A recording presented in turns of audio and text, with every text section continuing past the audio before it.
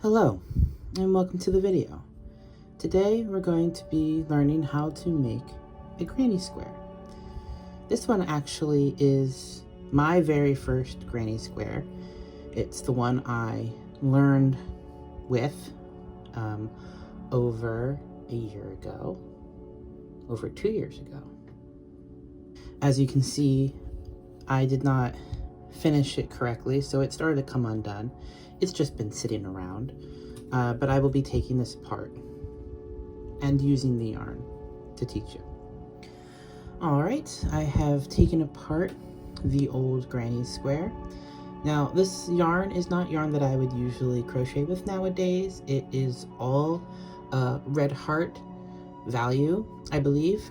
And at the time when I started how to crochet back in 2009, I didn't really know much about what was a good yarn for using. Not saying there's anything wrong with Red Heart. I personally don't like using Red Heart. It's a little rough for me on my fingers. So now that we have our pile of yarn here, obviously this was the center, and then each row progressively more yarn, naturally. I will be teaching you 2 different ways that you can start a granny square. I am going to start with the simplest way. I will also be teaching you the difference between whether it's alternating colors or if you keep it all one color. Granny squares use the double crochet, which I have shown you how to do in my last tutorial. So let's get started. So this is the more beginner-friendly version for starting a granny square. We're going to take our yarn and we're just going to do a slip knot. Now I am using a 5.5 millimeter crochet hook. This is generally the size hook that I use. I have I believe it's a 4 or a 4.5, and then I have this 5.5. No, I'm sorry. It's a 5 and a 5.5. Those are the 2 that I use the most. So I will be showing you how to do the granny square with this. The square that this yarn is from, I believe I used a 6 millimeter hook when I learned, because the yarn that I was actually going to use for making granny squares was it called for a 6 millimeter hook, so I bought one. So we start with our slip knot, and we are going to chain 4.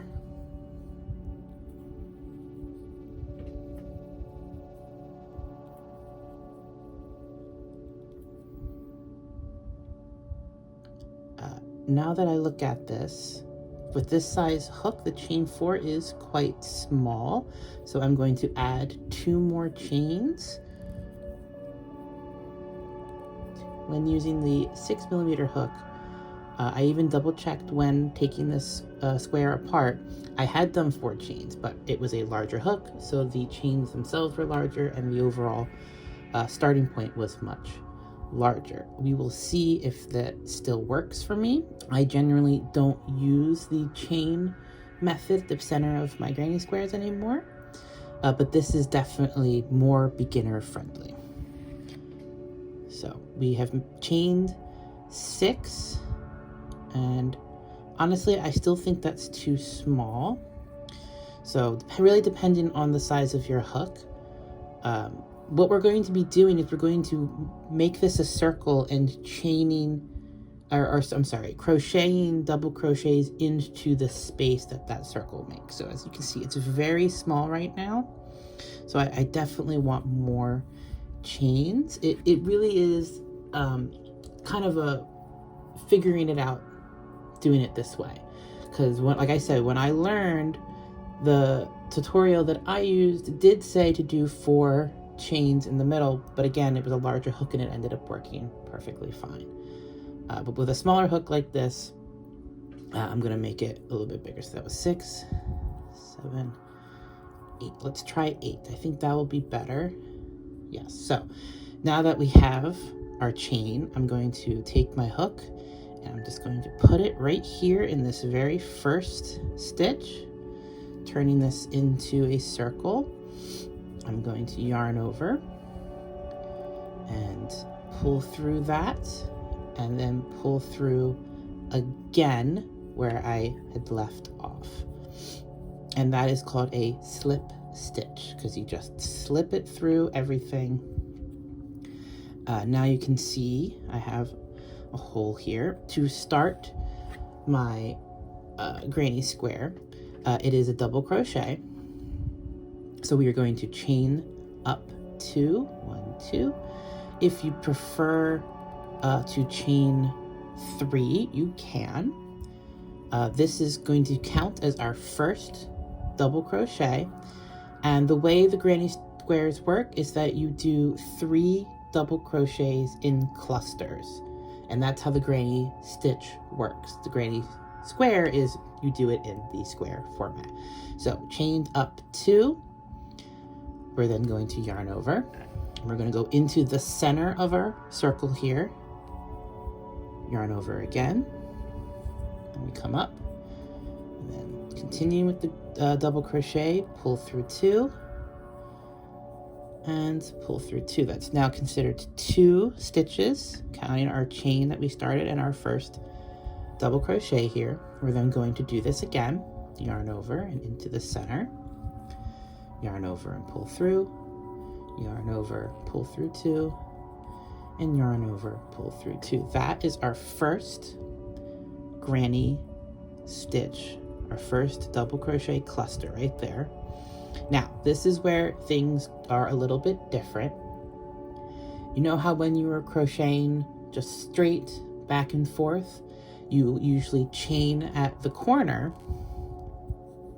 to turn around. Now we're not doing that this time, but we are still going to chain as I had just done 1. I'm not going to do a second one. And this will be our corner of the granny square.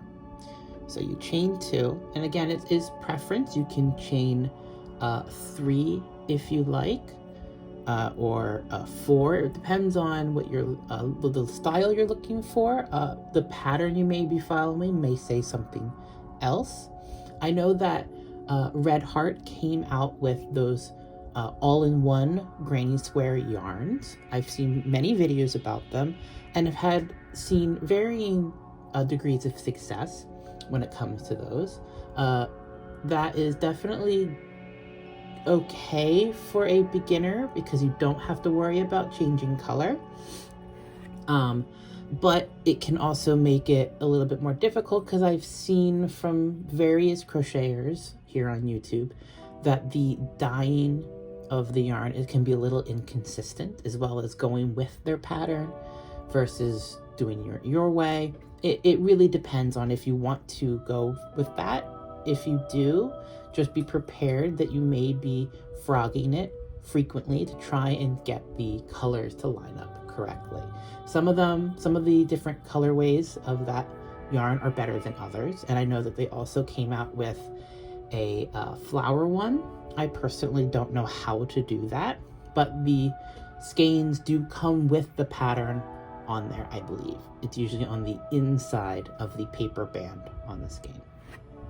So we've chained 2. I am going to chain again to make that corner just a touch bigger because I have done other crochet projects with the granny stitch. They were the hexagon cardigan, which is very popular.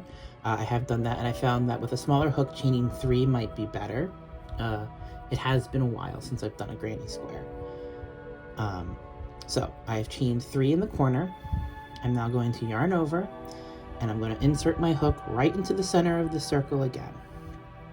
Yarn over, pull through, yarn over, pull through 2, yarn over, and pull through 2. So you can see that space there, that's our corner. And we're going to do it 2 more times.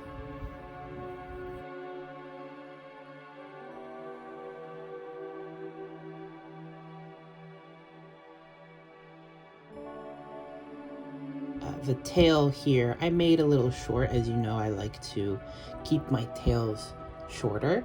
Some crocheters like to have very long tails. If you are doing the granny square with a chain in the center, if you have a long tail, you can actually start crocheting over it. I am also crocheting over it, but after you've finished, you can pull on the tail and kind of tighten up the center a little bit. So we have finished another granny stitch cluster right there. 1, 2, 3, and we're going to chain 3 in the corner.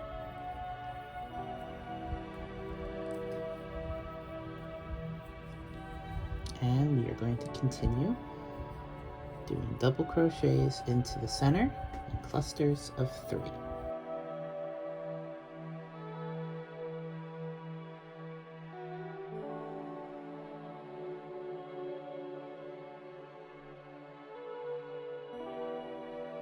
You can already see the shape that's starting to form.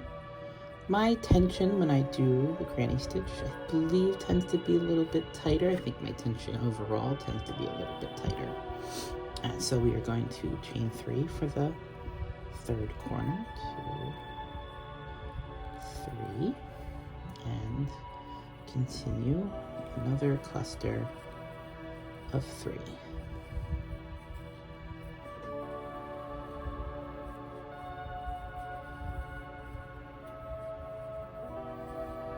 As you can see, I'm very close to where I had started. That's why I like making the circle just a touch bigger, because you do tend to run into the beginning of your stitch when you do it this way, because it's very locked in on its starting point. So we'll do one more, and it's okay that it's a little close. To join, to create that final corner, we're going to chain 3.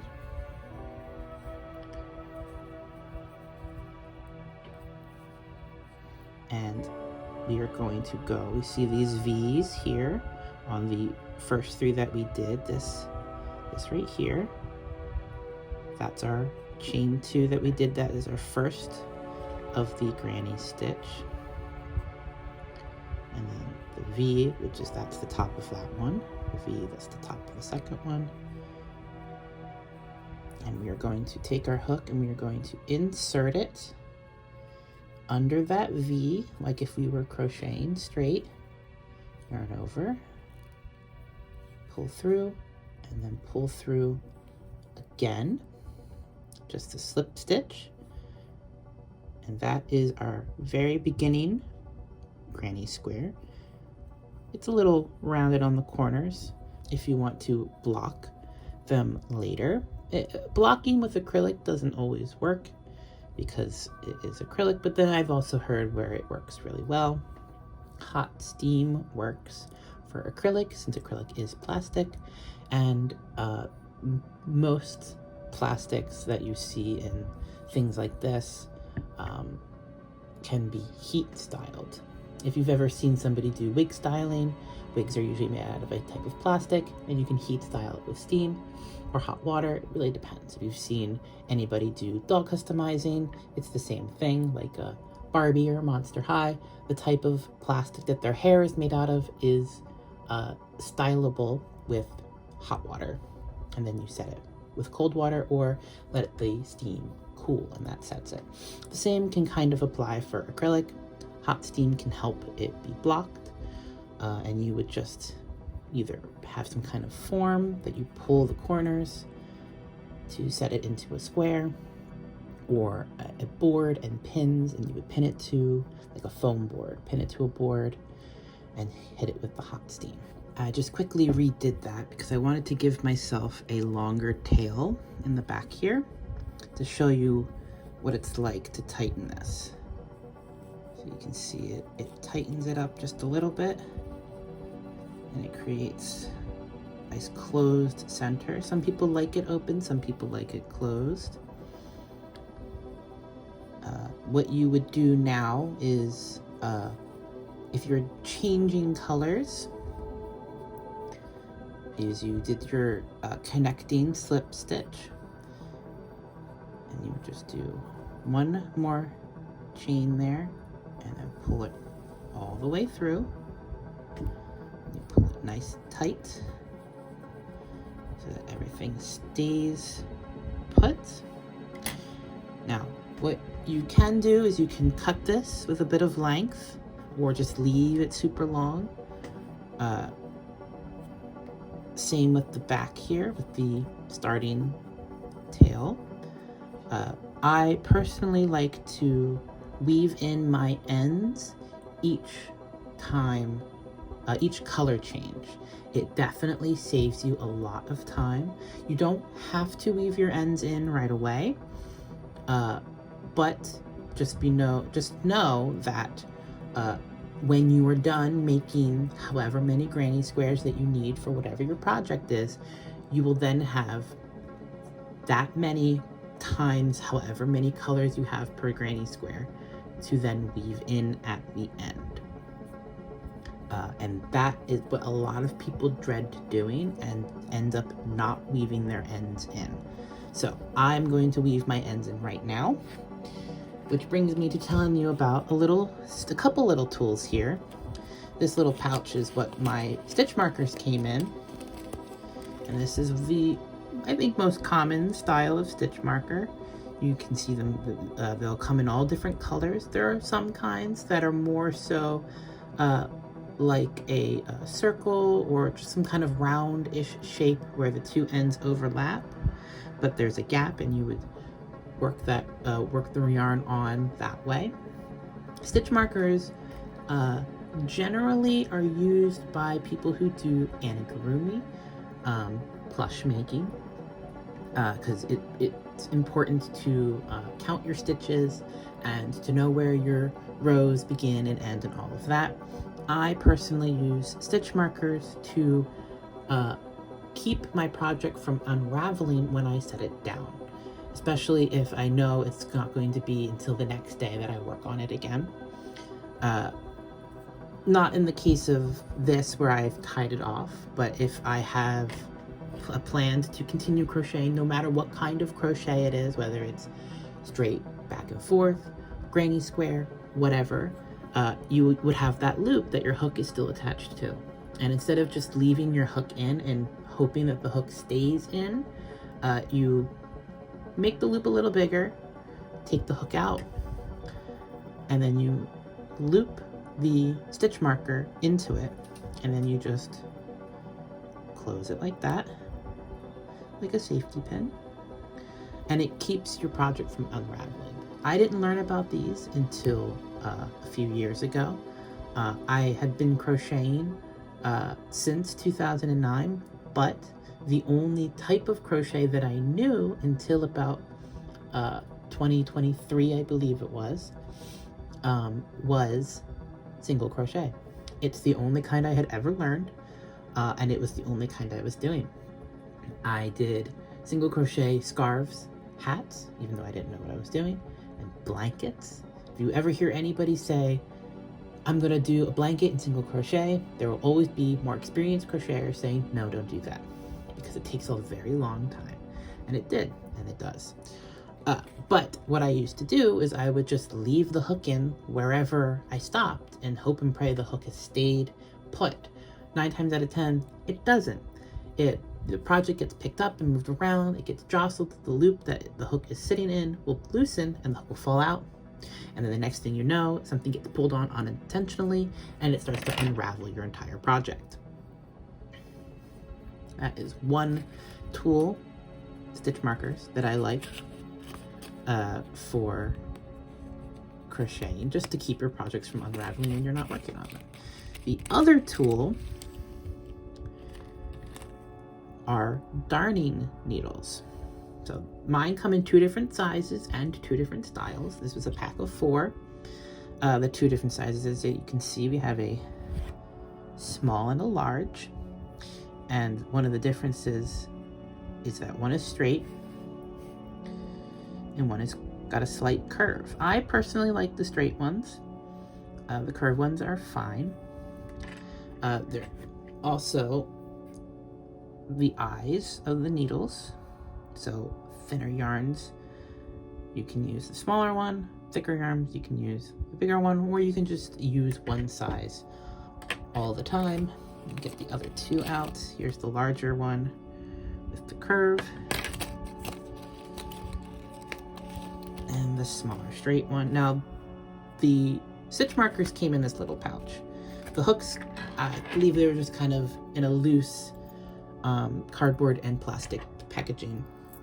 So I had nowhere to put them, so I just put them in my stitch marker little pouch there, and I always have them together. Now I'm going to use the larger straight needle here to show you how I like to weave in my ends. So for this starting section here, where you just tightened it, if you didn't tighten it, all you would have to do is snip the yarn close to the project, but because I have tightened it, there is a risk of it slowly coming undone. So you want to secure the tightened yarn. The way I learned to get a yarn into the eye of these needles is to place it over, to pinch it with your fingers. Can you see that? And you take the eye and you just kind of wiggle it down over that pinched section of yarn. And as you can see, it started to push it through, and then you pull through. Now, since this tail end is wrapping clockwise, I'm going to start by weaving it in under these stitches. This is the back of the project, and you can always tell the back from the front because you can see the tops of the stitches when you're looking at it from the front. So I'm going to take my needle and I'm just gonna work it under a couple of these stitches and come out so I can pull through, pull, and that's to really make sure it's cinched tight. If you want to be extra careful, you can keep going through a couple more like that, but you don't want to stop there.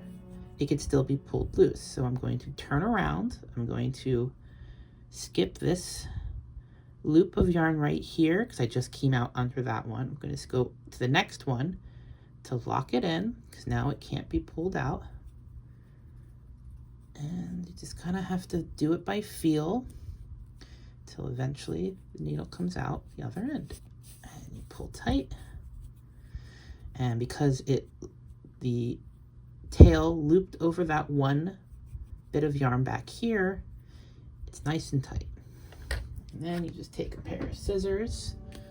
You can use a big pair of scissors, a little pair of scissors. I have a little pair of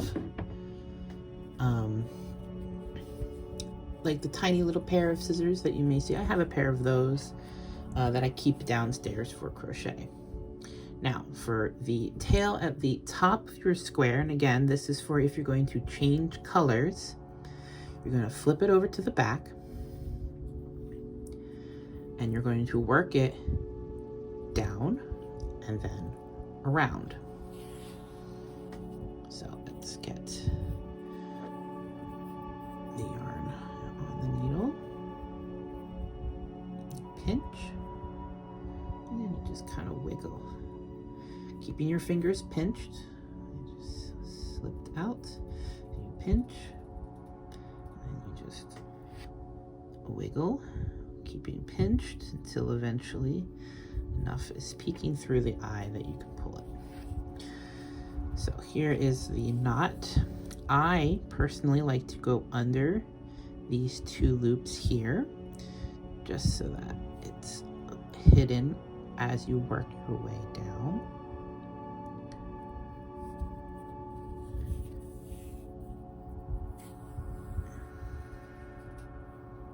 So you can see it's under these two. And now we can work our way around under these loops. This is the loops that go through the center of your stitch. And make sure you don't pull too tight that you shift the shape. You want to make sure your square is still nice and flat. And then I'm going to skip the stitch that I just came out of so that it gets locked in as I work my needle back.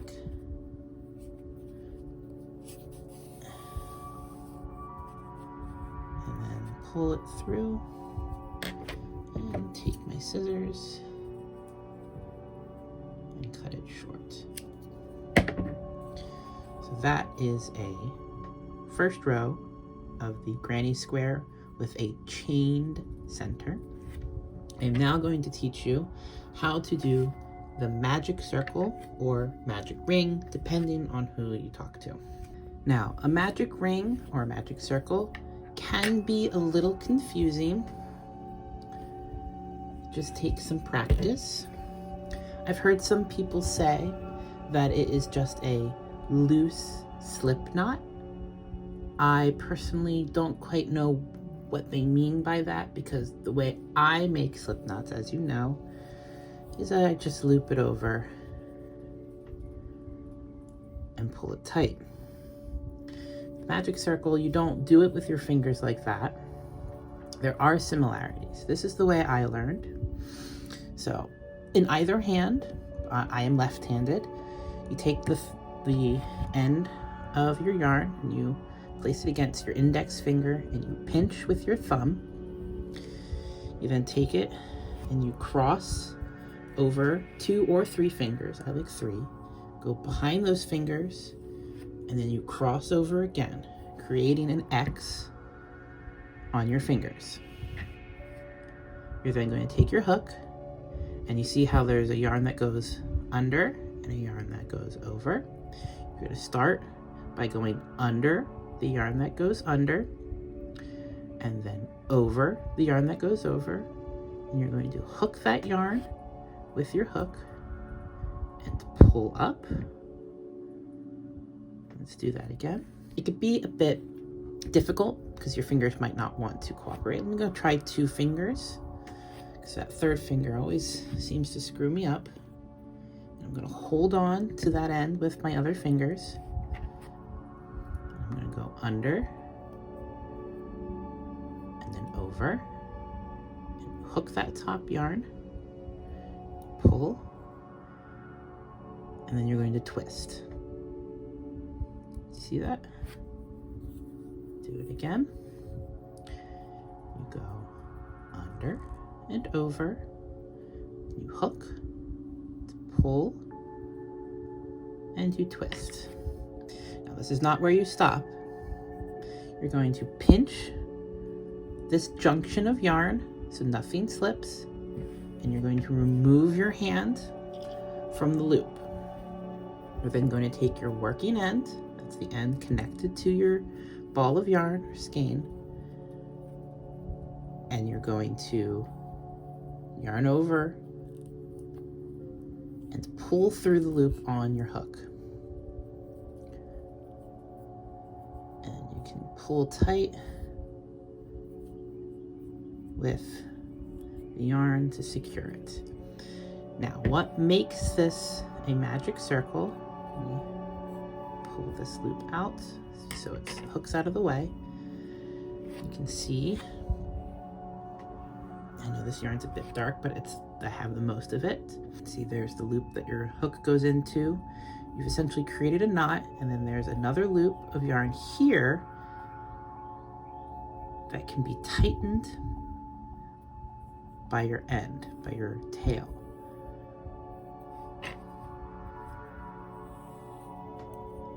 And that is the loop you're going to be working your granny stitches into.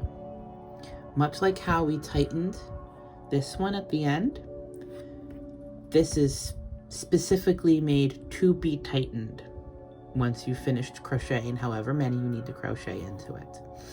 I believe people use it to make hats. You would start at the top of the hat. This is something I did not know when I made hats. You start at the top of the hat, you crochet however many into that magic circle, you tighten it, and then you continue down with increases and all that. So we have our magic circle. And just like before, we're going to chain 2 up, and that is our first double crochet. And then yarn over, and when we do this, we do want to catch the tail under our stitches so that we have a way of tightening. It is possible that you don't have to catch it and it'll still work. I personally like to catch the tail under. And we're going to crochet into this circle.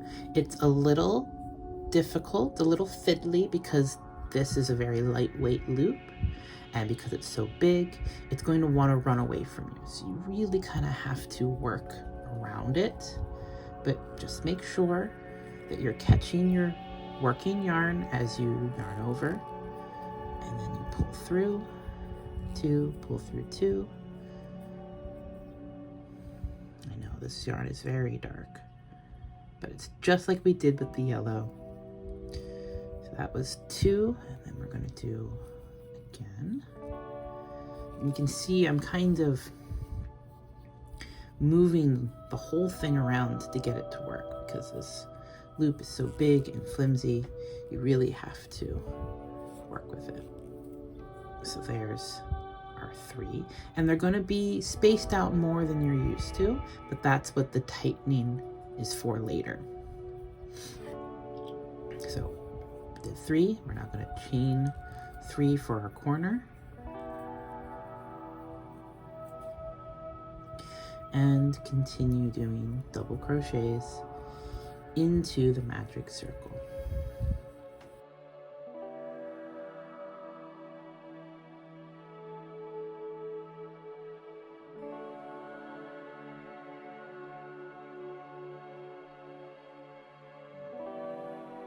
You can see it's very straight. It's not supposed to be that way. But that, again, that's what the tightening of the magic circle is for. I'm also going to drop the tail so I have something to grab onto to tighten with. All right, we're at the end. You can see it's very loose. It should not look like this. I'm going to just pull this out. I'm actually going to grab a stitch marker so I don't actually accidentally lose my place. Swoop it on. And tighten it down. Now, what we're going to do to fix the way this looks is we're going to take this end and we're just going to start pulling.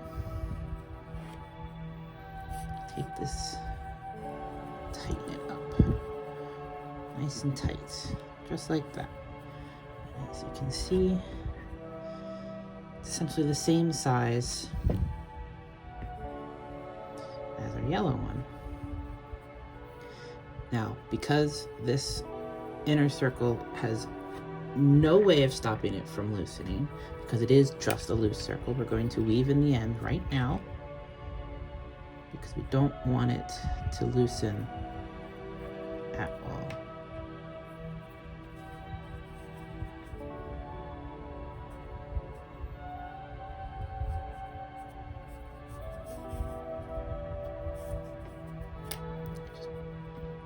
This right out by accident.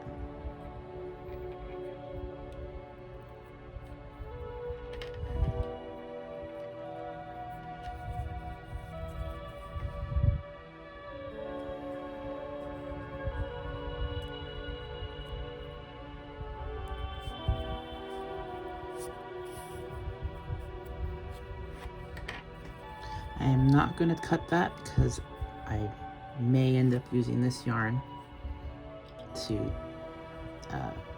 teach you the rest of the granny square with. But I would like to show you what to do when it comes to staying with the same color for a granny square. So what we're going to do is we're going to chain 2, and then we're going to jump straight to this corner. Now this is how all granny squares are done. You work in the holes not into the top of the stitches like if you would with a straight back and forth crochet. So we've chained up 2. We're now going to go directly into this hole. Actually, I forgot. Gotta yarn over first, then into that hole, and you're going to do 3, so sorry. 3 double crochets, 1, 2, 3. Now you'll be wondering, why is that chain not counted this time? Because it starts all the way over by this other corner. So when we get back around, we will count it as the 3rd final double crochet.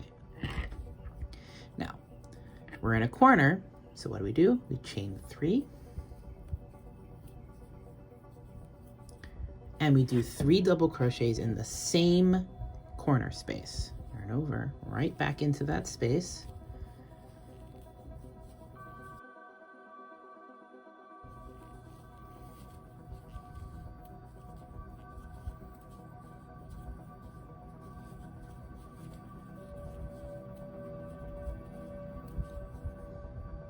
Right, now we're going to jump to the next corner, yarn over,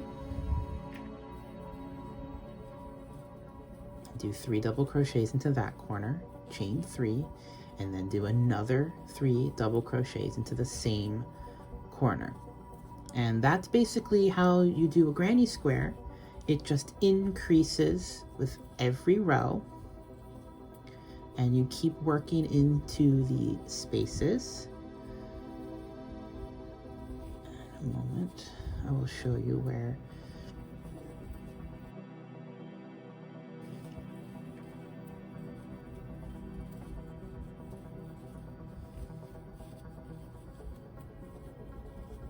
Now you must be wondering, well, what if I do, where do I go with my 3rd row? So as you can see, the 2nd row, you have 2 clusters in this corner, 2 clusters in this corner, and we now have a new hole in the middle. When you do your next row, you're going to work into this one, and this one. And then by doing that, you will have created 2 holes for row 4. And you would work into every hole of a granny square. And every time you reach the end, if you're sticking to the same color for however many rows, you will just, from wherever you are, chain up and continue. Now, there is some differences depending on which row you are on. So let me get to the end. All right, so we're at our last corner where that initial chain 2 was. So I'm going to, just like before, chain 3 double crochets, do chain 2, words are hard. All right, double crochets, 3, cluster, chain 3 for the corner, and then double crochet 1, 2. Now this chain 2 at the start is now our 3rd double crochet for this corner.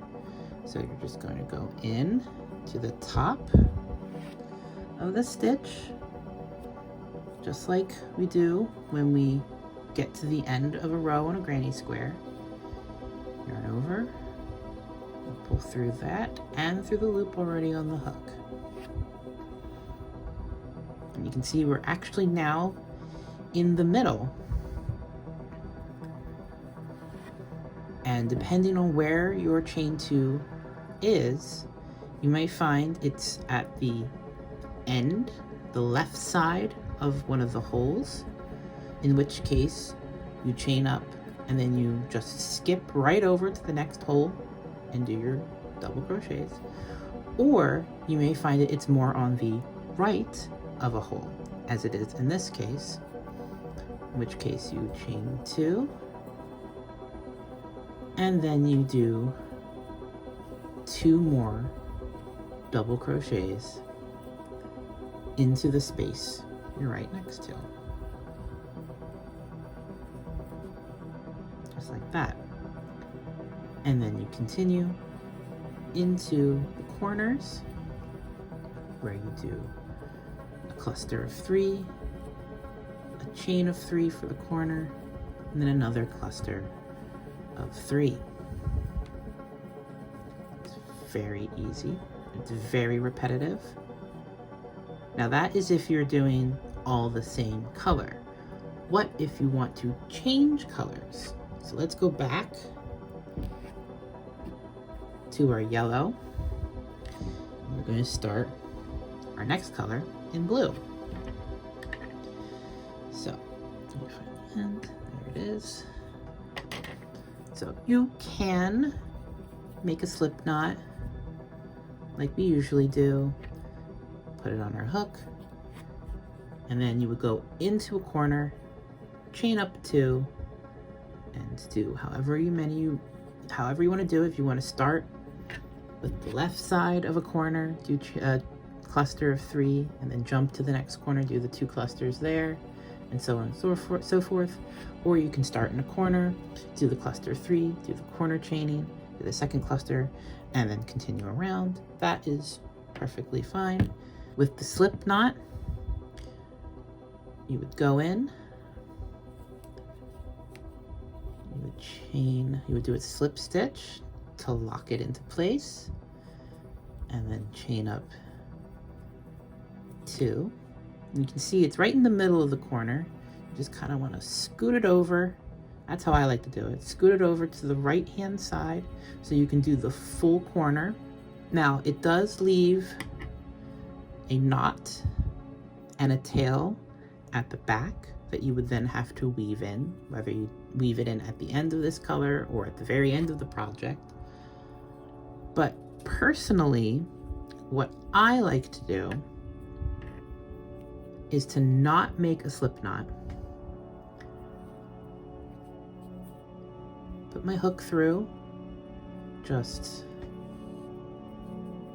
loop the yarn over it, and holding it with my fingers so it doesn't pull off, catching it with my hook and pulling it through, and then with both yarning over and pulling through, and that locks it in just like how the slip knot and slip stitch locks it in. I'm going to wiggle it over to the right side of that corner. Now with the tail, you can leave it out, or you can bury it under your stitches. Basically, I'm going to crochet over this tail while also crocheting into the corner space. So I'm going to chain 2 and continue with our stitches, making sure this tail is laying across the yellow and it gets completely buried under the stitches, since it's the same color as the yarn I'm working with.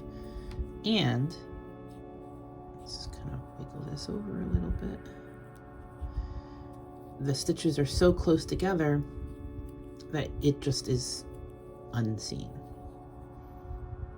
And continue, making sure the tail is flat against the previous row. I'm sure you can see it a little bit in the corner, but barely. No one's going to notice.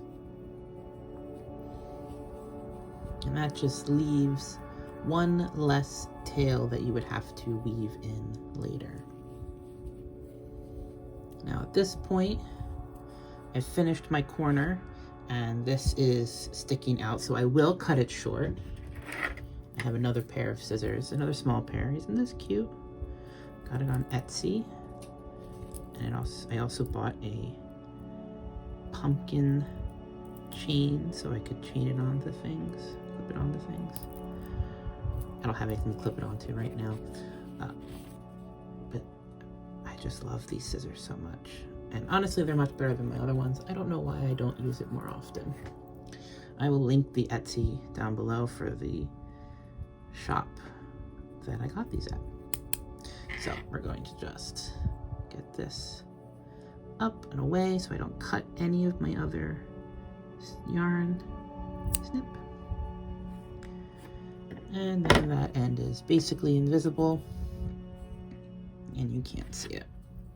So just like with keeping it all one color, just going to go around and to do our stitches.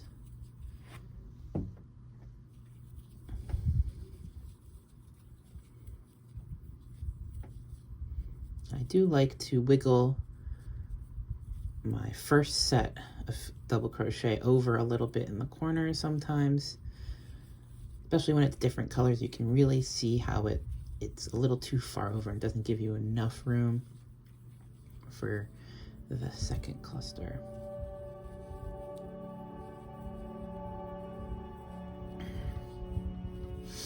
I know I crochet very fast. This is my normal speed. You do not have to crochet this fast. Okay, and we are at the end. So just like whether it's the same color or a different color, we are going to insert our hook.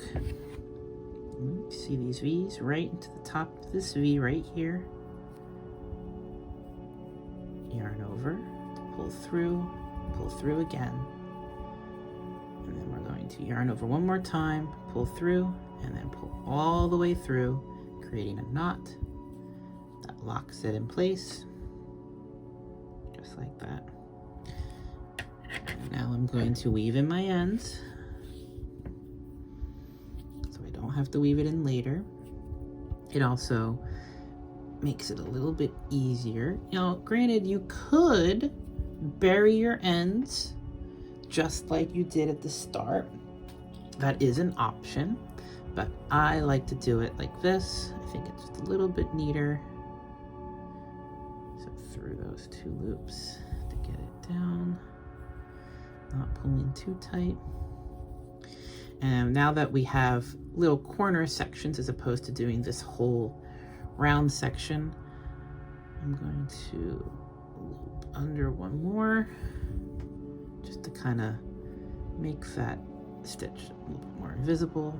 And now I'm going to work my needle under the corner, just like that, and turn around, skipping the loop of yarn we just were under so that it has something to hold on to when you go back, and it doesn't just pull the thread out.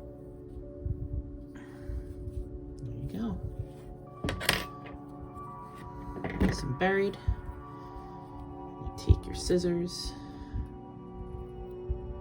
and you snip it off, and that's the back, and no one's going to see that. Let's continue with our third color. Now, I know it is the dark purple. This is, as I've said, leftover yarn. Now, when I do different colors, I always start in the corner. When it's the same color, it will end up being in the center every time. After you do the initial center and you're on the corner, every time you do a new row in the same color, it will be in the middle here. I think there might be a way to do it where it's always in the corner, but just doing it naturally, having learned how to do granny squares and just doing it naturally, I just find it ends up in the center. So if it's the same color, you know, you go all the way around, you're in the center, and then you go all the way around and you just continue being in the center. And that's just what I find with when you have the same color. But when you change colors, you can start it wherever you want. I like starting it in the corner. That's how I was taught. So we go through the corner, loop the yarn over, holding both, catching it with the hook and pulling up, and then with both, yarn over and to pull through to lock it in place. And just scooch it over. There we go. And then do your double crochets while laying this tail under it. Chain up 2 and continue. This tail worked out almost perfectly to be the right length. I'm not going to bother cutting that off since this is just for teaching you, and I'm not going to be using this in anything. And then just like before, we now work into the holes here that are in the sides. And you just do a cluster of 3, and that is it. The chains are only for the corners.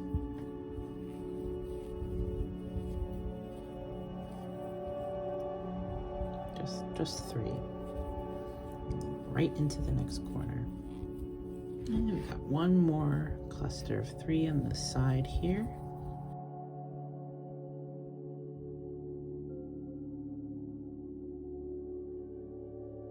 And just like before, I'm going to put our hook into the top of that first V, yarn over, pull through both, and yarn over again and pull all the way out, tighten it. And there is a granny square. Now you can keep going, of course. You can do it as big or as small as you like. I like 4, maybe 5 rows. It really depends on the project that you're doing. Patterns, of course, will tell you. So yeah, this is how to do a granny square, both with a chained center and with a magic circle / magic ring center, changing colors or keeping colors the same. Very similar processes with just some slight variations. Thank you so much for watching. If there are any other tutorials that you would like me to do, please comment below, like the video, subscribe, and join me next time for more crochet tutorials, sewing vlogs, crochet vlogs, tapestry weaving vlogs, and any other kind of crafting videos that I may do in the future. Thanks for watching. I'll see you next time.